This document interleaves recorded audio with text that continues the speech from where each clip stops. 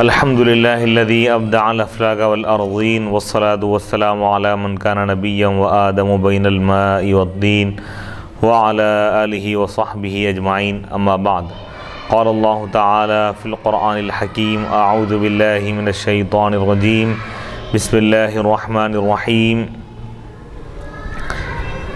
وما آتاكم الرسول فخذوه وما نهاكم عنه فانتهوا واتقوا الله إن الله شديد العقاب صدق اللہ العظیم۔ عالم اسلام کے لیے، عالم اسلام کے مسلمانوں کے لیے ایک بہترین اور زرین موقع ہے۔ شہر حیدرآباد کی مشہور و معروف دینی و اقامتی و ہمہ وقتی درسگاہ جامعہ انواریہ کے زیر اہتمام قرآن مجید کی تفسیر، حدیث و فقہ کی مشہور و معتبر تقریباً 25 کتابوں کی ویڈیو ریکارڈنگ کا کام جاری و ساری ہے۔ جامعہ ترمذی شریف کے دروس کی ویڈیو ریکارڈنگ یہ اسی سلسلے کی ایک کڑی ہے، اور یہ شیخ المشائخ حضرت سید محمد عبد القدیر الحسینی المعروف نورانی پاشا رحمۃ اللہ علیہ، بانی و فاؤنڈر جامعہ انواریہ حیدرآباد و باب العلم انواریہ ایجوکیشنل سوسائٹی کی یاد میں یہ پروگرام منعقد کیا جا رہا ہے، اور اس کے بعد عالم اسلام کے تمام مسلمانوں کے فائدے عام فائدے کے لیے اس کو پیش کیا جائے گا۔ اس کا مقصد یہ ہے کہ لوگ آج کے اس پرفتن دور میں، جبکہ ہر طرف گمراہی اور بدعقیدگی اور بدعملی عام ہو رہی ہے اور مسلمان مختلف قسم کے فتنوں سے دوچار ہیں، تو ایسے ماحول میں پوری دنیا میں امن، سلامتی اور سکون اور راحت، اور اس کے ساتھ ساتھ آخرت کی دائمی اور ابدی کامیابی اور سعادت مندی کے حصول کے لیے احادیث شریفہ سے وابستگی بے حد ضروری ہے۔ اسی مقصد کو پورا کرنے کے لیے جامعہ انواریہ حیدرآباد اس ادارے نے یہ اہم بیڑا اٹھایا ہے، تاکہ عالم اسلام کے تمام مسلمان قرآن کے ساتھ ساتھ احادیث شریفہ سے بھی واقف ہو، اور احادیث شریفہ کو اپنی عملی زندگی میں نافذ کریں، اور اپنی زندگی کے ہر عمل کو قرآن اور حدیث کے عین مطابق بنا دیں۔ ترمذی شریف کے الحمدللہ مختلف ابواب کا درس ہو چکا ہے، اور ابواب الصلاح میں بھی مختلف احکامات بیان کیے گئے ہیں، اور آج کا عنوان ہے باب ما جاء من اما قوما وهم له کارہون، باب نمبر 261، حدیث نمبر 340، یعنی یہ اس شخص کے بارے میں جو کسی قوم کی امامت کرے جبکہ لوگ اس کو ناپسند کر دیں۔ حدثنا عبد الاعلى بن واصل الكوفي حدثنا محمد بن قاسم الاسدي عن الفضل بن دلهم عن الحسن قال سمعت انس بن مالك قال لعن رسول الله صلى الله عليه وسلم ثلاثة، رجل اما قوما وهم له كارهون، وامرأة باتت وزوجها عليها ساخط، ورجل سمع حي على الفلاح ثم لم يجب۔ وفي الباب عن ابن عباس وطلحة وعبد الله بن عمرو وابي امامة قال ابو عیسیٰ حدیث انس لا يصح لأنه قد روی هذا عن الحسن عن النبي صلی اللہ علیہ وسلم مرسل۔ قال ابو عیسیٰ ومحمد بن القاسم تکلم فيه احمد بن حنبل وضعفه وليس بالحافظ، وقد كره قوم من اهل العلم ان يؤم الرجل قوما وهم له كارهون، فاذا كان الامام غير ظالم فانما الاثم على من كرهه۔ وقال احمد واسحاق في هذا اذا كره واحد او اثنان وثلاثه فلا باس ان يصلي بهم حتى يكرهه اكثر القوم۔ حضرت حسن بصری رحمۃ اللہ علیہ سے روایت ہے، وہ کہتے ہیں کہ میں حضرت انس بن مالک رضی اللہ تعالیٰ عنہ کو کہتے ہوئے سنا، انہوں نے کہا کہ اللہ کے رسول علیہ الصلوۃ والسلام نے 3 قسم کے لوگوں پر آپ نے لعنت فرمائی۔ ایک وہ شخص ہے جو کسی قوم کی امامت کرے اس حال میں کہ قوم اس کو ناپسند کرتی ہو، شرعی وجوہات کی بنیاد پر اگر ناپسند کرتی ہو تو وہ شخص اس وعید میں شامل ہوگا۔ شرعی وجوہات کی بنا پر نہیں، بلکہ اپنی ذاتی دشمنی یا عداوت یا سیاسی مقاصد کی بنیاد پر ذاتی عداوت یا بغض کی وجہ سے اگر امام سے نفرت کر رہے ہیں تو وہ اس زمرے میں داخل نہیں ہوں گا۔ شرعی اعتبار سے اگر کوئی امام پابند ہو، شرعی اعتبار سے اس کی کوئی غلطی نہیں ہے، وہ حق پر ہے، لیکن اس کے باوجود لوگ اپنے ذاتی دشمنی کی وجہ سے یا کسی اور مقصد کی وجہ سے اگر اس سے نفرت کر رہے ہیں تو وہ امام کے لیے کوئی نقصان کی بات نہیں، بلکہ ایسی نفرت کرنے والوں کے لیے دنیا اور آخرت میں نقصان کا باعث ہے۔ وہ مراتن، اور وہ عورت جو اس حال میں رات گزارے کہ اس کا شوہر اس سے ناراض ہو، تو وہ عورت پر بھی حضور علیہ الصلوۃ والسلام نے لعنت فرمائی۔ تیسرا شخص وہ ہے جو اذان سنے، حی علی الفلاح سنے، پھر اس کا جواب نہ دے۔ یعنی اس سے مراد یہ ہے کہ جو شخص اذان سن کر اس کا جواب نہ دے، یعنی نماز نہ پڑھے، مسجد میں باجماعت نماز ادا نہ کرے، یا نماز مکمل طور پہ یعنی نماز ہی ادا نہ کرے، تو ایسا شخص اس لعنت کے زمرے میں آ جائے گا، اس لعنت میں شامل ہو جائے گا۔ تو اس سے اندازہ لگایا جا سکتا ہے کہ دین اسلام میں نماز کی کس قدر اہمیت ہے، کہ حضور فرما رہے ہیں کہ اس شخص پر لعنت ہے جو حی علی الفلاح سنے اور پھر اس کا جواب نہ دے، یعنی نماز نہ پڑھیں۔ اذان کا جواب دو طرح سے ادا کیا جاتا ہے، جواب دیا جاتا ہے۔ ایک ہے اذان مؤذن جو الفاظ کہیں وہ الفاظ ادا کیے جائیں مؤذن کے کہنے کے بعد، اور اذان کے مکمل ہونے کے بعد اذان کے بعد کی دعا پڑھیں، اللہم رب هذه الدعوة التامة والصلاة القائمة آت محمدا الوسیلة والفضیلہ وبعثه مقاما محمودا الذی وعدتہ وارزقنا شفاعته یوم القیامہ انک لا تخلف المیعاد۔ یہ بھی ایک جواب ہو گیا۔ اور دوسرا جو جواب ہے جو واجب ہے وہ یہ ہے کہ اذان سننے کے بعد نماز کی تیاری کریں، نماز کے لیے نکل جائیں۔ اذان سننے کے بعد جس کام میں بھی وہ مصروف ہو اس کو چھوڑ دیں، ترک کر دے گے، فوراً مسجد کی طرف رخ کریں، نماز باجماعت ادا کریں۔ یہ ہر مسلمان پر فرض ہے۔ جو شخص ایسا نہیں کر رہا ہے تو اس کے لیے سخت وعید ہے، حضور نے لعنت فرمائی ہے۔ اور اس باب میں حضرت عبداللہ بن عباس رضی اللہ تعالیٰ عنہما، حضرت طلحہ، حضرت عبداللہ بن عمر اور حضرت ابو امامہ رضی اللہ تعالیٰ عنہم سے بھی روایت ہے۔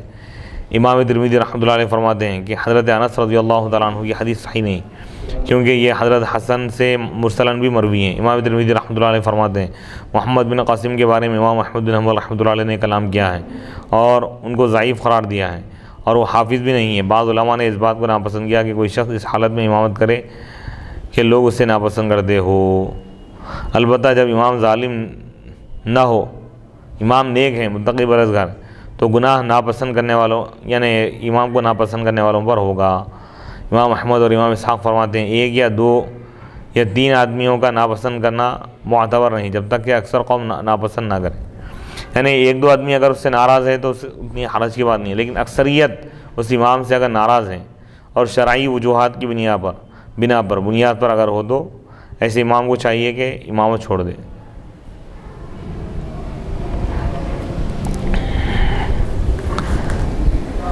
حدیث نمبر 341، حدثنا حناد حدثنا جریر عن منصور عن ہلال بن یساف عن زیاد بن ابی الجعد عن عمرو بن الحارث بن المصطلق قال كان يقال اشد الناس عذابا اثنان امرأة عصت زوجها وامام قوم وهم له كارهون قال جرير قال منصور فسألنا عن الامام وقيل لنا انما عنا بهذا الائمة الظلمة فاما من اقام السنة فانما الاثم على من كرهه۔ عمرو بن حارث بن مصطلق فرماتے ہیں کہا گیا ہے کہ دو آدمیوں کو سب سے زیادہ عذاب ہوگا، یعنی ایک تو وہ عورت ہے جو اپنے شوہر کی نافرمانی کرے، اور ایک شخص وہ ہے جو کسی قوم کی امامت کرے اس حال میں کہ وہ اس کو ناپسند کرتے ہو۔ جریر نے منصور کا قول نقل کیا ہے کہ ہم نے امام کے بارے میں پوچھا تو بتایا گیا کہ اس سے مراد ظالم امام ہے، اگر وہ سنت کو قائم رکھے تو گناہ ناپسند کرنے والوں پر ہوگا، یعنی جو قرآن و حدیث کے خلاف عمل کرنے والے ہیں، فاسق و فاجر ہے، وہ لوگ مراد ہیں۔ تو وہ لوگ اگر امامت کر رہے ہیں اور لوگ ناپسند کر رہے ہیں تو ان کے لیے وعید ہے۔ لیکن اگر امام حق پر ہو، اس کے باوجود لوگ اس سے اگر نفرت کریں اپنے ذاتی اغراض کی بنیاد پر، تو یہ امام کے لیے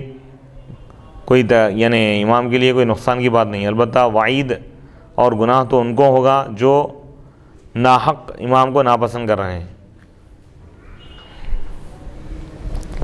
حدیث نمبر 342، حدثنا محمد بن اسماعیل حدثنا علی بن الحسن حدثنا الحسین بن واقد قال حدثنا ابو غالب قال سمعت ابا امامة يقول قال رسول الله صلی اللہ علیہ وسلم ثلاثة لا تجاوز صلاتهم آذانهم العبد العابق حتى يرجع وامرأة باتت وزوجها عليها ساخط وإمام قوم وهم له كارهون. قال أبو عيسى هذا حديث حسن غريب من هذا الوجه. وأبو غالب اسمه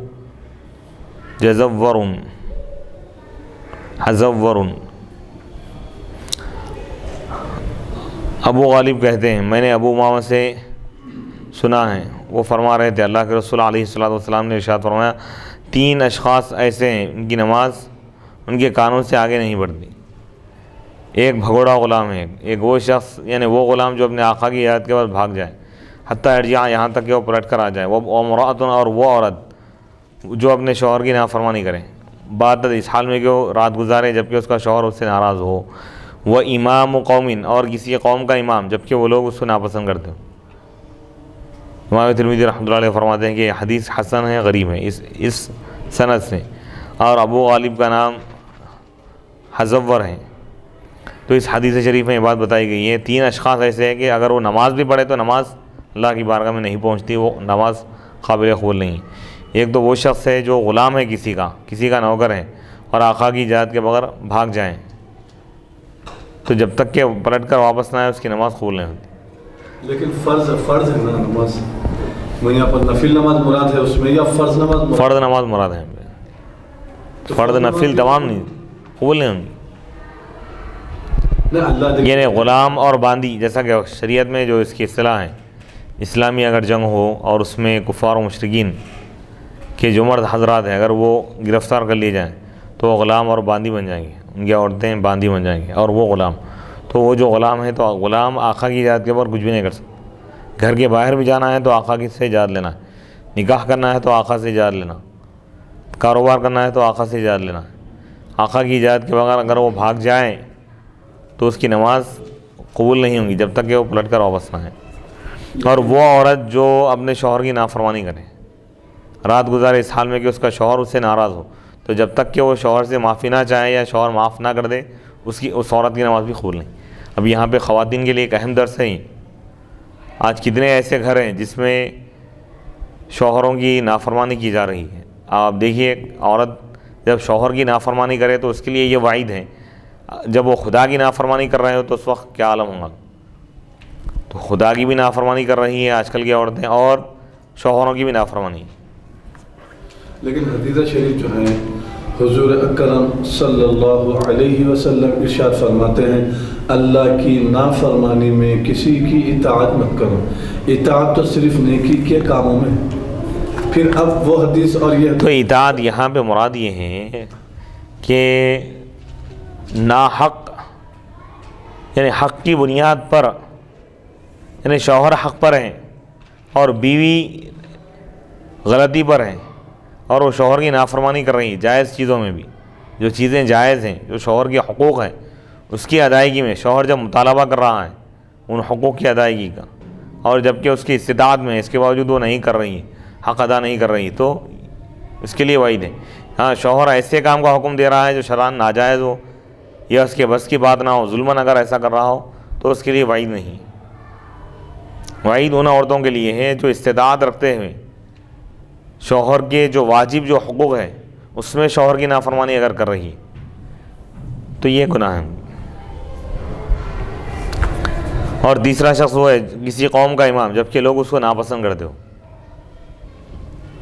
امام ترمذی رحمۃ اللہ علیہ فرماتے ہیں کہ یہ حدیث حسن ہے اور غریب ہے اس سند سے. باب ما جاء فی اذا صلی الامام قاعدا فصلوا قعودا. امام جب بیٹھ کر نماز پڑھے تو مقتدی کو بھی چاہیے کہ بیٹھ کر ہی نماز پڑھے. تو باب نمبر 262 حدیث نمبر 343.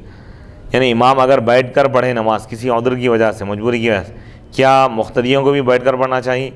تو یہ مقتدیوں کو بیٹھ کر پڑھنا ضروری نہیں ہے. امام اگر معذور ہے یا امام کے پیر میں اگر تکلیف ہے، ٹھہرنے کی اگر استطاعت نہیں ہے، فرض نماز میں تو قیام فرض ہے لیکن اگر مجبوری کی صورت میں بیٹھ کر بھی پڑھ سکتے ہیں. امام اگر بیٹھ کر نماز اگر پڑھائیں تو مقتدی تو ٹھہر کر پڑھیں گے نماز، کیونکہ مقتدی کے اندر وہ عذر نہیں ہے. ہاں اگر مقتدی میں وہ عذر ہیں، وہ مجبوری ہیں، تو وہ بھی بیٹھ کر پڑھ سکتا ہے. اسی طرح امام کھڑے ہو کر نماز پڑھا رہا ہے اور مقتدی کے پیر میں کوئی تکلیف ہے، کوئی عذر ہے، تو وہ بیٹھ کر پڑھ سکتا ہے. حدثنا قتيبة حدثنا الليث عن ابن شهاب عن انس بن مالك قال خر رسول الله صلى الله عليه وسلم عن فرس فجوحش فصلى بنا قاعدا فصلينا معه قاعدا ثم انصرف فقال انما الامام او قال انما جعل الامام ليؤتم به فاذا كبر فكبروا واذا ركع فاركعوا واذا رفع فرفعوا واذا قال سمع الله لمن حمده فقولوا ربنا ولك الحمد واذا سجد فاسجدوا واذا صلى قاعدا فصلوا قعودا اجمعون. وفي الباب عن عائشة وابي هريرة وجابر وابن عمر ومعاوية قال ابو عيسى حديث انس ان النبي صلى الله عليه وسلم خر عن فرس فجوحش حديث حسن صحيح. وقد ذهب بعض اهل العلم بعض اصحاب النبي صلى الله عليه وسلم الى هذا الحديث منهم جابر بن عبد الله وأسيد بن حضير وأبو هريرة وغيرهم. وبهذا الحديث يقول أحمد وإسحاق وقال بعض أهل العلم إذا صلى الإمام جالسا لم يصلي من خلفه إلا قياما فإن صلوا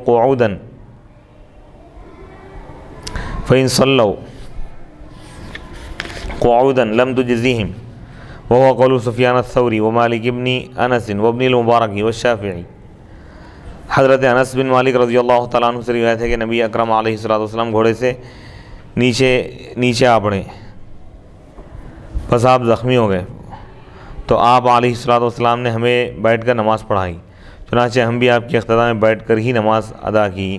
پھر آپ ہماری طرف متوجہ اور فرمایا بے شک امام اس لیے ہیں کہ اس کی اقتداء کی جائے کہ جب وہ تکبیر کہے تو تم بھی تکبیر کہو، جب وہ رکوع کرے تو تم بھی رکوع کرو، جب وہ رکوع سے اٹھے تو تم بھی رکوع سے اٹھو، اور جب وہ سمیع اللہ لمن حمیدہ کہے تو تم ربنا ولک الحمد کہو، جب وہ سجدہ کرے تو تم بھی سجدہ کرو، جب وہ بیٹھ کر نماز پڑھائے تو تم بھی بیٹھ کر پڑھو۔ اس باب میں حضرت عائشہ، حضرت ابو ہریرہ، حضرت جابر، حضرت عبداللہ بن عمر، حضرت معاویہ رضی اللہ تعالیٰ عنہ سے بھی روایت مذکور۔ امام ترمذی رحمۃ اللہ علیہ فرماتے ہیں کہ حضرت انس رضی اللہ تعالیٰ عنہ کی حدیث حسن صحیح ہے۔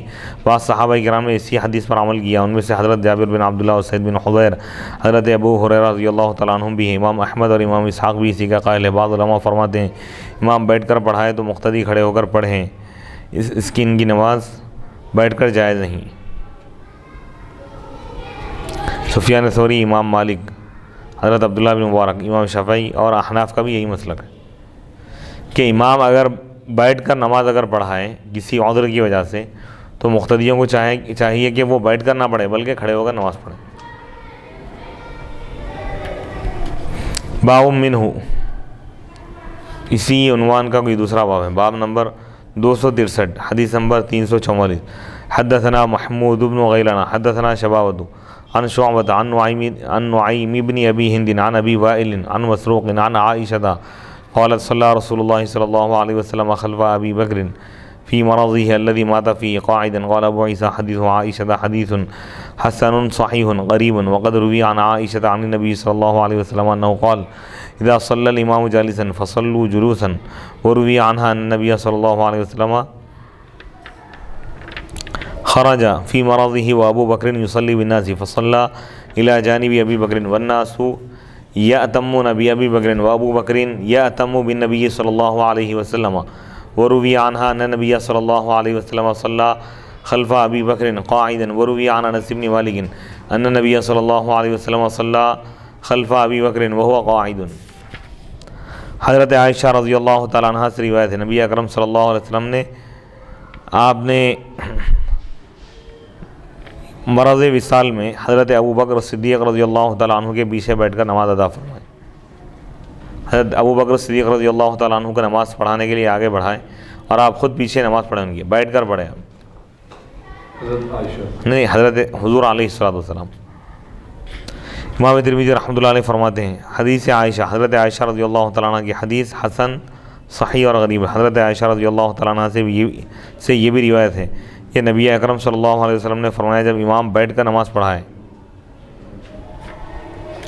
تو تم بھی بیٹھ کر ہی نماز پڑھو۔ ام المؤمنین سے مروی ہے، حضرت عائشہ رضی اللہ تعالیٰ عنہ سے مروی ہے کہ رسول اللہ صلی اللہ علیہ وسلم مرض وصال میں باہر تشریف لائے۔ حضرت ابو بکر صدیق رضی اللہ تعالیٰ عنہ لوگوں کو نماز پڑھا رہے تھے، آپ نے ایک پہلو میں کھڑے ہو کر نماز ادا فرمائی۔ لوگ حضرت ابو بکر صدیق رضی اللہ تعالیٰ عنہ کی اقتداء کر رہے تھے، جبکہ خود حضرت ابو بکر صدیق رضی اللہ تعالیٰ عنہ حضرت صلی اللہ علیہ وسلم کے مقتدی تھے۔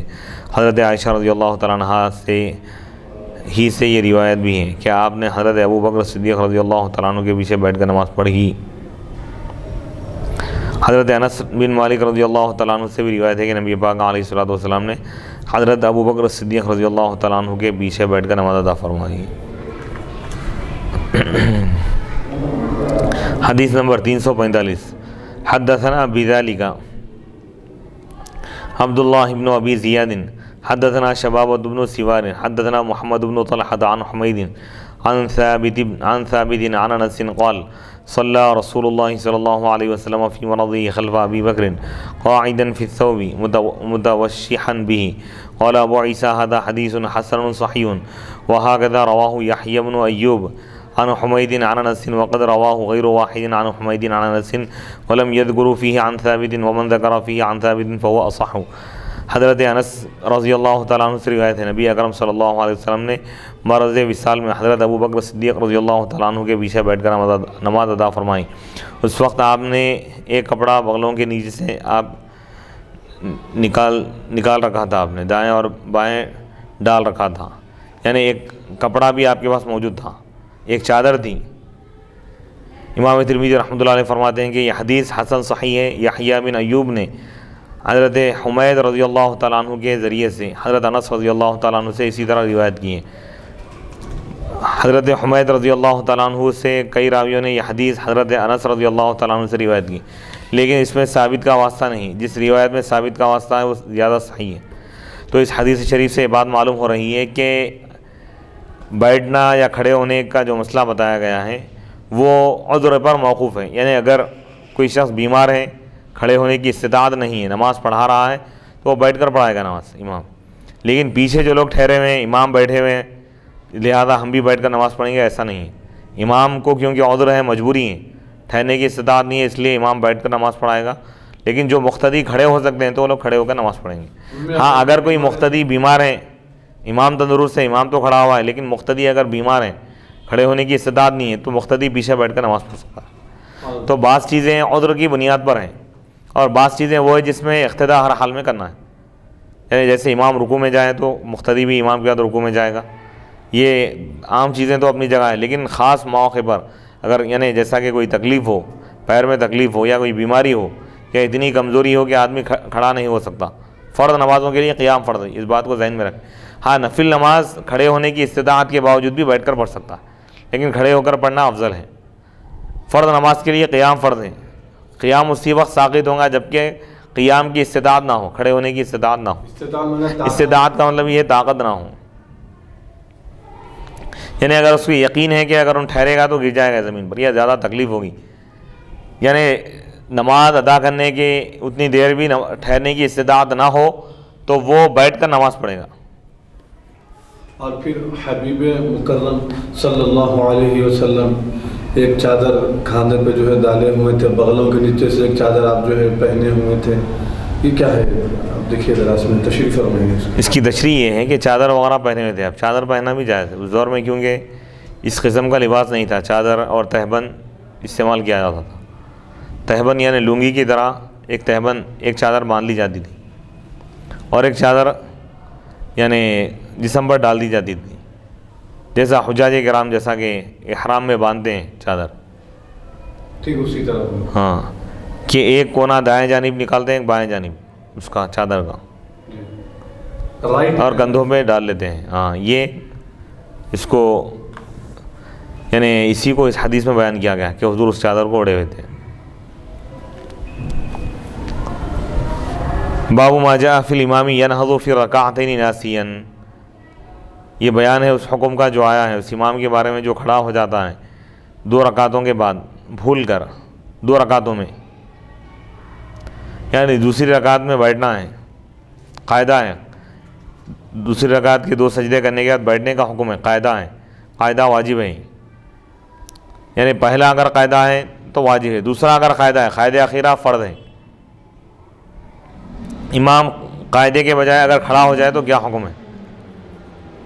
حدیث میں اس کو بیان کیا گیا۔ حدیث نمبر 346 باب نمبر 264 حدثنا احمد بن منیع حدثنا حشیم حدثنا ابن ابی لیلى عن الشعبی قال صلى بنا المغيرة بن شعبة فنهض في ركعتين فسبح به القوم وسبح بهم فلما قضى صلاة سلم ثم سجد سجدتي السهو وهو جالس ثم حدثهم أن رسول الله صلى الله عليه وسلم فعل بهم مثل الذي فعل. وفي الباب عن عقبة بن عامر وسعد وعبد الله بن بحينة قال أبو عيسى حديث المغيرة بن شعبة قد روي من غير وجه عن المغيرة بن شعبة وقد تكلم بعض أهل العلم في ابن أبي ليلى من قبل حفظه. قال أحمد لا يحتج بحديث ابن أبي ليلى. وقال محمد بن إسماعيل ابن أبي ليلى هو صدوق ولا أروي عنه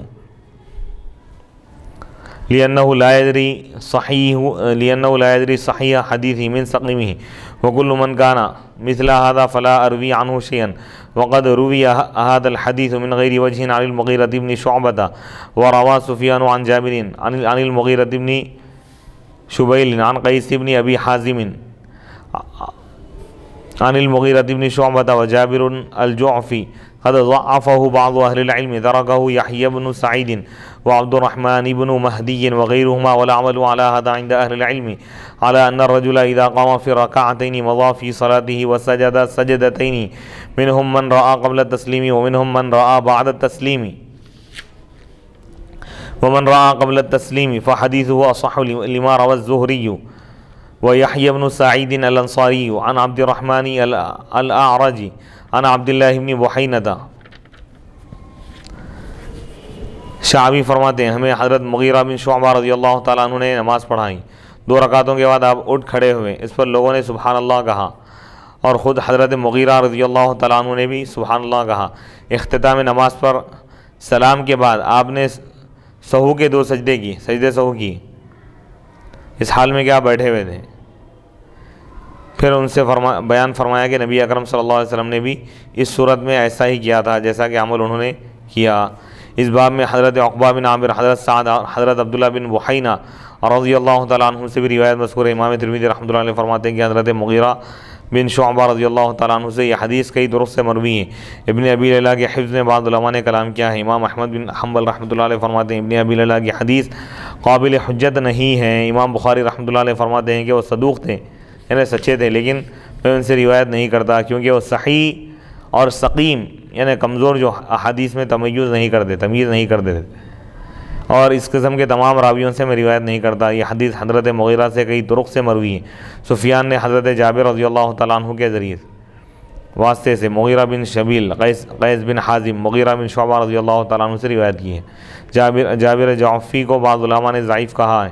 یحییٰ بن سعید حضرت عبد الرحمن بن مہدی وغیرہ نے ان کو ترک کیا ہے یعنی ان کی حدیث نہیں لی. اس حدیث پر علماء کا عمل ہے کہ جب کوئی شخص 2 رکعتوں کے بعد بلا تشہد کھڑا ہو جائیں تشہد پڑھے بغیر اگر ٹھہر جائیں تو اپنی نماز جاری رکھیں اور اخیر میں 2 سجدے سہو کر لیں. سہو کی وجہ سے 2 سجدے واجب ہیں وہ سجدے کر لیں. بعض کہتے ہیں سجدہ سہو سلام سے پہلے ہیں اور بعض کے نزدیک سلام کے بعد ہیں. جو سلام سے پہلے کے قائل ہیں ان کی حدیث زیادہ صحیح ہے.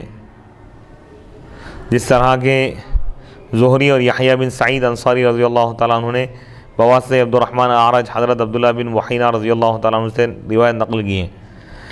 تو اس حدیث میں یہ بات بتائی گئی ہے کہ اگر واجب چھوٹ جائیں کیونکہ قاعدہ واجب ہے قاعدہ اولیٰ تشہد وغیرہ پڑھنا واجب ہے.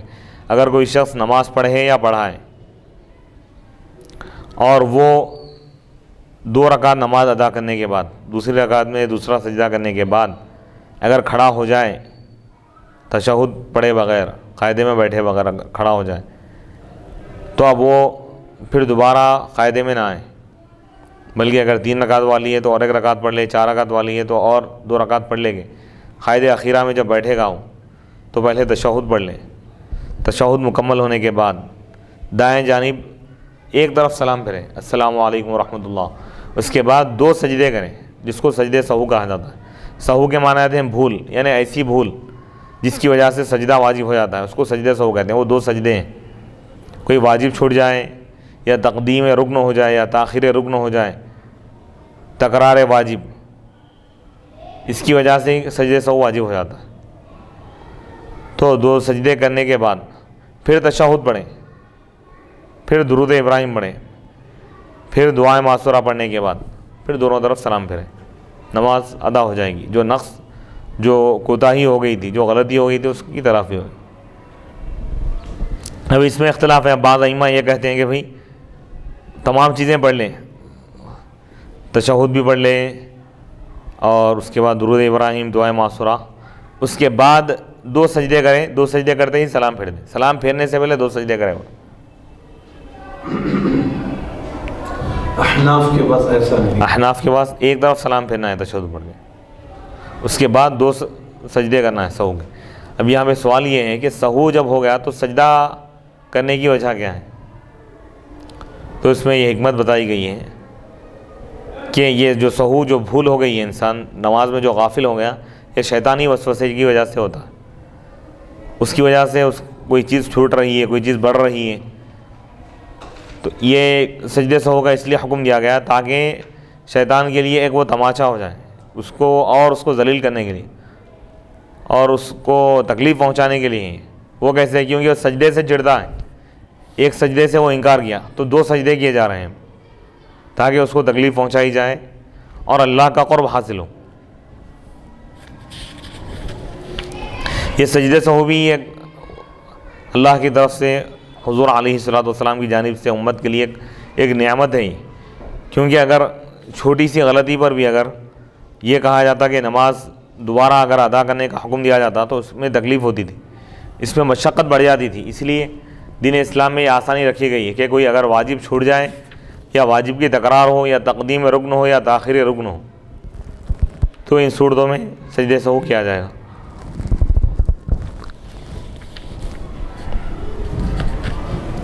حدیث نمبر 347. حدثنا عبداللہ بن عبد الرحمن حدثنا یزید بن ہارون عن المسعودی عن زیاد بن علاقہ قال صلی بنا المغیرۃ بن شعبۃ فلما صلی رکعتین قام ولم یجلس فسبح به من خلفه فاشار الیہم ان قوموا فلما فرغ من صلاته سلم وسجد سجدتي السهو وسلم وقال هكذا صنع رسول الله صلى الله عليه وسلم.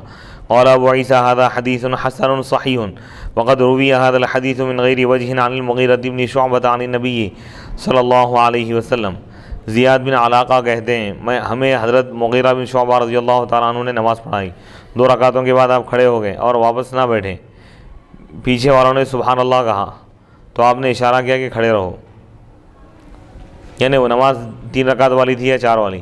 2 رکعتوں کے بعد آپ بیٹھنے کے بجائے کھڑے ہو گئے تو لوگ سبحان اللہ کہہ رہے تھے، تو آپ نے بھی اشارے سے فرمایا کہ کھڑے رہو. یعنی امام جب اٹھ گیا، اٹھنے کے بعد پھر نہ بیٹھیں. فارغ ہوئے نماز سے تو آپ نے سلام کے بعد سہو کے 2 سجدے کیے، 2 سجدے سہو کیے، پھر سلام پھیرا اور فرمایا رسول اللہ صلی اللہ علیہ وسلم نے ایسا ہی کیا. امام ترمذی رحمۃ اللہ علیہ فرماتے ہیں کہ یہ حدیث حسن صحیح ہے. حضرت مغیرہ بن شعبہ سے کئی طرق سے مروی ہیں، اور اس حدیث میں یہ بات بھی معلوم ہو رہی ہے کہ اگر امام سے کوئی خطا ہو جائے تو سبحان اللہ کہیں پیچھے والے.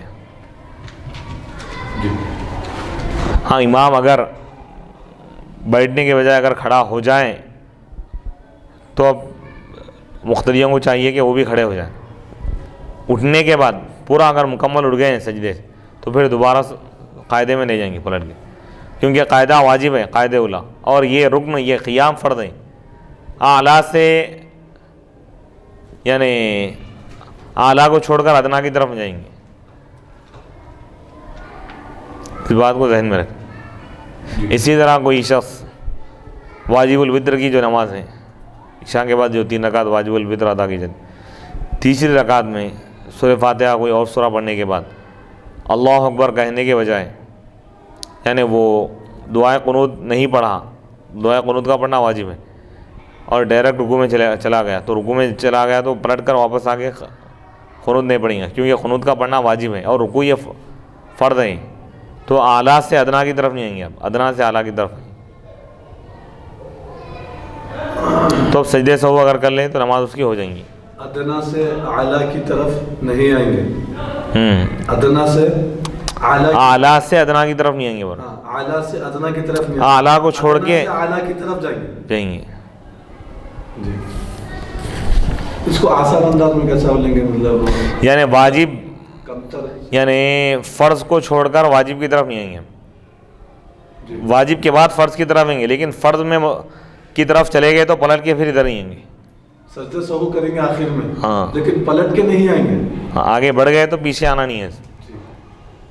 کس میں ہے یہ حکم؟ واجب اور فرض میں ہے. ہاں تو فرض سے واجب کی طرف پلٹ، جیسے مثال کے طور پر قاعدہ واجب ہے، قاعدہ اولا یہ واجب ہے سمجھو، وہ شخص نہیں بیٹھا قاعدے میں 2 رکعت پڑھنے کے بعد، کھڑا ہو گیا، قیام میں آ گیا، اس کے بعد یاد آ رہا ہے تو اب پلٹ کے نہیں جائیں گا ہم، کیونکہ قاعدہ واجب ہے اور یہ فرض ہے، فرض چھوڑ گیا اس کی طرف نہیں جائیں گے.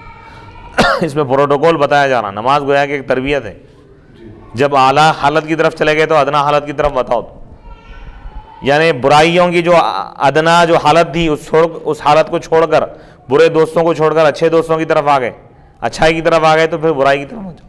یعنی اعلیٰ چیز کو اختیار کرنے کے بعد پھر ادنا کی طرف جانے کا مت سوچو.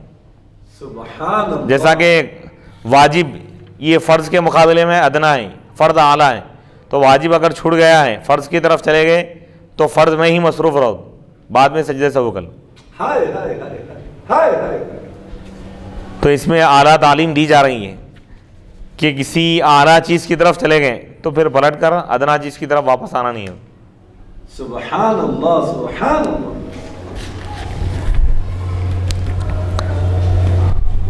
اور پیچھے والے سبحان اللہ کہیں، یعنی اگر مقتدی امام سے اگر کچھ خطا ہو جائے، غلطی ہو جائے اگر،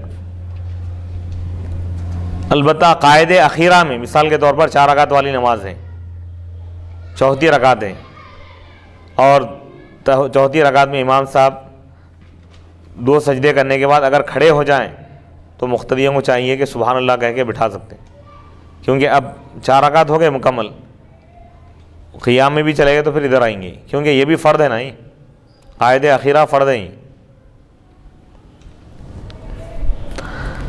باب ما جاء فی مقدار القعود فی الرکعتین الاولیین، یہ بیان ہے اس حکم کا جو آیا ہے، یعنی قعود بیٹھک کی مقدار کے بارے میں، نشست کی پہلی 2 رکعتوں میں، پہلی 2 رکعتوں کے بعد جو بیٹھتے ہیں کتنی دیر بیٹھنا چاہیے.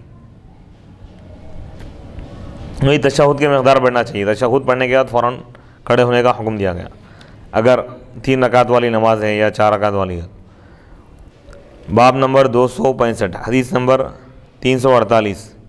حدثنا محمود بن غیلان حدثنا ابو داود هو الطیالسی حدثنا شعبة حدثنا سعد بن ابراہیم قال سمعت ابا عبیدة بن عبد الله بن مسعود يحدث عن ابيه قال كان رسول الله صلى الله عليه وسلم اذا جلس في الركعتين الاوليين كأنه على الرضف. قال شعبة ثم حرك سعد شفتيه بشيء فأقول حتى يقوم فيقول حتى يقوم. قال أبو عيسى هذا حديث حسن إلا أن أبا عبيدة لم يسمع من أبيه والعمل على هذا عند أهل العلم يختارون ألا يطيل الرجل القعود في الركعتين الأوليين ولا يزيد على التشهد شيئا في الركعتين الأوليين وقالوا إن زاد على التشهد فعليه سجدة السهو. هكذا روي عن الشعبي وغيره. حضرت عبداللہ بن مسعود رضی اللہ تعالیٰ عنہ سے روایت ہے، وہ فرماتے ہیں رسول اکرم صلی اللہ علیہ وسلم پہلی 2 رکعتوں کے بعد ایسے بیٹھتے گویا کہ آگ میں گرم کیے ہوئے پتھر پر تشریف فرما ہے، یعنی گرم پتھروں پر بیٹھے ہیں، یعنی مختصر وقت بیٹھتے، یہ بتانا چاہ رہے ہیں. کہ اگر گرم پتھروں پر اگر بیٹھ جائیں تو کیا زیادہ دیر تک بیٹھے گا؟ نہیں. تو حضور علیہ الصلوۃ والسلام بھی اگر 4 رکعت والی نماز ہے یا 3 رکعت والی نماز ہے تو آپ پہلی 2 رکعتوں کے بعد اگر آپ بیٹھتے تو آپ تشہد ہوتے ہی اٹھ جاتے فوراً، زیادہ دیر نہیں بیٹھتے. شعبہ کہتے ہیں پھر سعید نے اپنے ہونٹوں کو ہلایا، میں نے کہا پھر کھڑے ہو جاؤ، پھر کھڑے ہو جاتے. سعد نے کہا ہاں پھر آپ کھڑے ہو جاتے. امام ترمذی رحمۃ اللہ علیہ فرماتے ہیں کہ یہ حدیث حسن ہے، مگر ابو عبیدہ کو اپنے والد حضرت عبداللہ بن مسعود رضی اللہ تعالیٰ عنہ سے سماع نہیں ہے.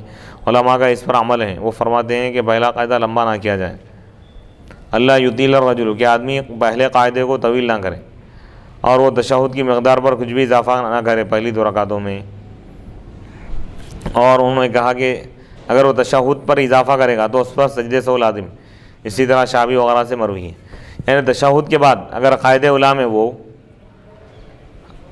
اگر کچھ بھی یعنی اتنی دیر بھی اگر ٹھہر گیا اضافہ تشہد پڑھنے کے بعد جس میں ایک رکن ادا کیا جاتا ہے تو اس پر سجدے سے واجب ہے.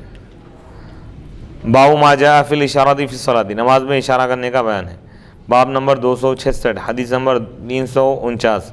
حدثنا قتیبۃ حدثنا اللیث بن سعد عن بکیر بن عبد اللہ بن الاشج عن نابل صاحب العباء عن ابن عمر عن صہیب قال مررت برسول اللہ صلی اللہ علیہ وسلم وهو يصلي فسلمت علیہ فرد الی اشارۃ وقال لا اعلم الا انه قال اشار باصبعه۔ وفی الباب عن بلال وابی ہریرہ وانس وعائشہ رضی اللہ تعالیٰ عنہم۔ حضرت صہیب رضی اللہ تعالیٰ عنہ فرماتے ہیں میں اللہ کے رسول علیہ الصلوۃ والسلام کے پاس سے گزرا اور آپ نماز پڑھ رہے تھے، میں نے سلام عرض کیا تو آپ نے اشارے سے جواب دیا۔ حضرت عبداللہ بن عمر رضی اللہ تعالیٰ عنہ فرماتے ہیں میں نے صرف اتنا جانتا ہوں کہ صہیب نے انگلی سے اشارہ کیا۔ اس باب میں حضرت بلال، حضرت ابو ہریرہ، حضرت انس اور حضرت عائشہ رضی اللہ تعالیٰ عنہم سے بھی روایت منقول ہے، یعنی اشارے سے، انگلی کے اشارے سے یا ہاتھ کے اشارے سے جواب دے سکتے ہیں۔ الفاظ ادا نہیں کریں گے، وعلیکم السلام ورحمۃ اللہ نے بولیں، اگر یہ الفاظ اگر ادا کیے جائیں تو نماز فاسد ہو جائے گی۔ حدیث نمبر 350، حدثنا محمود بن غیران حدثنا وکیع حدثنا ہشام بن سعد عن نافع عن ابن عمر قال وقلت لبلال كيف كان النبي صلى الله عليه وسلم يرد عليهم حين كانوا يسلمون وهو في الصلاة قال كان يشير بيده۔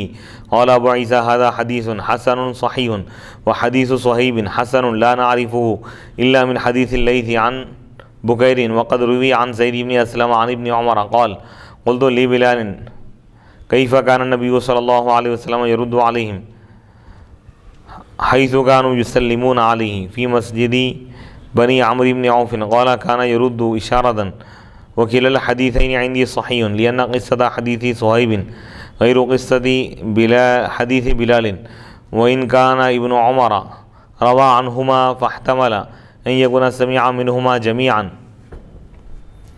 حضرت عبداللہ بن عمر رضی اللہ تعالیٰ عنہما فرماتے ہیں میں نے حضرت بلال رضی اللہ تعالیٰ عنہ سے پوچھا نبی اکرم صلی اللہ علیہ وسلم نماز کی حالت میں تمہارے سلام کا جواب کس طرح دیا کرتے تھے؟ انہوں نے فرمایا ہاتھ سے اشارہ فرماتے ہیں۔ امام ترمذی رحمۃ اللہ علیہ فرماتے ہیں کہ یہ حدیث حسن صحیح ہے اور حدیث حضرت صہیب رضی اللہ تعالیٰ عنہ کی حسن ہے۔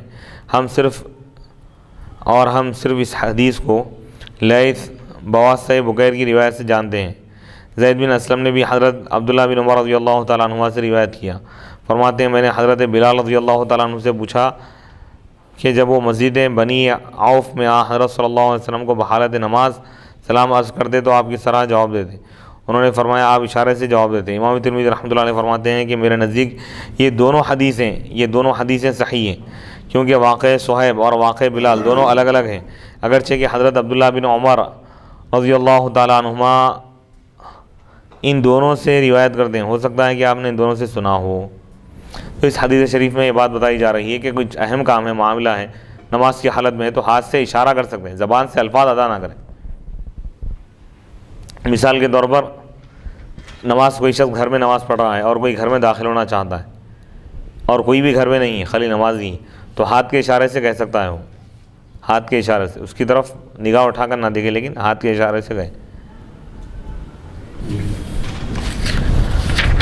باب ما جاء ان التسبیح للرجال والتصفیق للنساء، مرد آدمیوں کے لیے تسبیح اور عورتوں کے لیے تصفیق کا بیان ہے۔ تصفیق کے معنی یعنی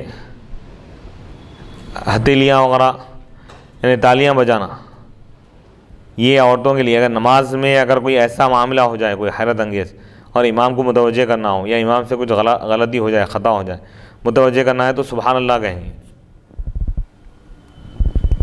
اور مرد آدمی تو سبحان اللہ کہیں گے لیکن عورتیں تالیاں بجائیں گی، آواز نہیں، عورتوں کی آواز کو بھی پردے کا حکم دیا گیا ہے، یعنی ایسے مقام پر وہ تسبیح نہ پڑھے بلکہ تالیاں بجائے۔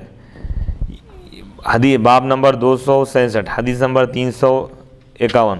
حدثنا حناد حدثنا ابو معاویہ عن الاعمش عن ابی صالح عن ابی ہریرہ قال قال رسول اللہ صلی اللہ علیہ وسلم التسبیح للرجال والتصفیق للنساء وفی الباب عن علی وسہل بن سعد وجابر وابی سعید وابن عمر قال علی كنت اذا استأذنت على النبي صلی اللہ علیہ وسلم وهو يصلي سبح قال ابو عیسیٰ حدیث ابی ہریرہ حدیث حسن صحیح والعمل علیہ عند اہل العلم وبہ یقول احمد و اسحاق۔ حضرت سیدنا ابو ہریرہ رضی اللہ تعالیٰ عنہ سے روایت ہے، انہوں نے کہا اللہ کے رسول علیہ الصلوۃ والسلام نے ارشاد فرمایا آدمیوں کے لیے تسبیح ہے اور عورتوں کے لیے تصفیق ہے، یعنی تھالیاں بجانا۔ وفی الباب، اور اس باب میں حضرت علی، حضرت سہل بن سعد، حضرت جابر، حضرت ابو سعید، حضرت عبداللہ بن عمر رضی اللہ تعالیٰ عنہم سے روایت ہے۔ حضرت سیدنا علی مرتضیٰ رضی اللہ تعالیٰ عنہ فرماتے ہیں کہ جب میں اجازت طلب کرتا نبی اکرم علیہ الصلوۃ والسلام کے پاس داخل ہونے کی، وہ یصلی، جب کہ آپ نماز کی حالت میں ہوتے تو آپ تسبیح پڑھتے یعنی سبحان اللہ کہتے، یعنی اندر داخل ہونے کی اگر اجازت دینا ہے تو آپ سبحان اللہ کہتے۔ قال ابو عیسیٰ، امام ترمذی رحمۃ اللہ علیہ فرماتے ہیں کہ حضرت ابو ہریرہ رضی اللہ تعالیٰ عنہ کی حدیث حسن صحیح ہے، اور اسی حدیث پر عمل ہے اہل علم کے پاس، اور یہی قول ہے امام احمد رحمۃ اللہ علیہ کا اور امام اسحاق کا۔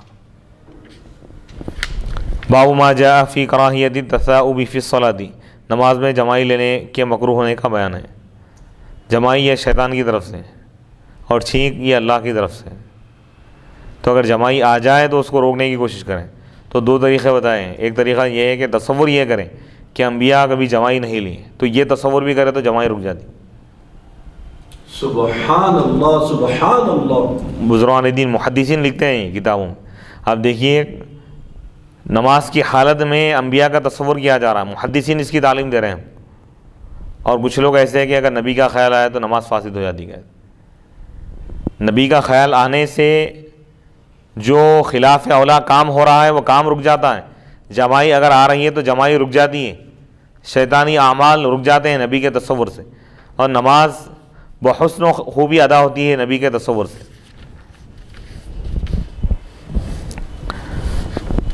باب نمبر 268، حدیث نمبر 353۔ حدثنا علی بن حجر حدثنا اسماعیل بن جعفر عن العلاء بن عبد الرحمن عن ابیہ عن ابی ہریرہ ان النبی صلی اللہ علیہ وسلم قال التثاؤب فی الصلاۃ من الشیطان فاذا تثاءب احدکم فلیکظم ما استطاع۔ وفی الباب عن ابی سعید الخدری وجدی عدی بن ثابت قال ابو عیسیٰ حدیث ابی ہریرہ حدیث حسن صحیح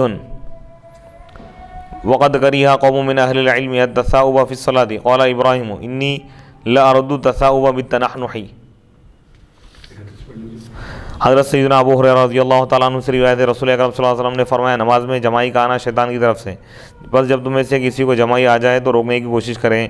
اس باب میں حضرت ابو سعید خدری، حضرت عدی بن ثابت کے دادا رضی اللہ تعالیٰ عنہ سے بھی روایت مذکور ہے۔ امام ترمذی رحمۃ اللہ علیہ فرماتے ہیں حضرت ابو ہریرہ رضی اللہ تعالیٰ عنہ کی حدیث حسن صحیح ہے، اور علماء کی ایک جماعت نے نماز میں جمائی لینے کو مکروہ کہا ہے۔ ابراہیم فرماتے ہیں میں کھانسی کے ذریعے جمائی کو روکتا ہوں، کھکاننے کے ذریعے۔ وصلی اللہ تعالیٰ علی خیر خلقہ سیدنا محمد وعلی آلہ واصحابہ وبارک وسلم اجمعین والحمد للہ رب العالمین۔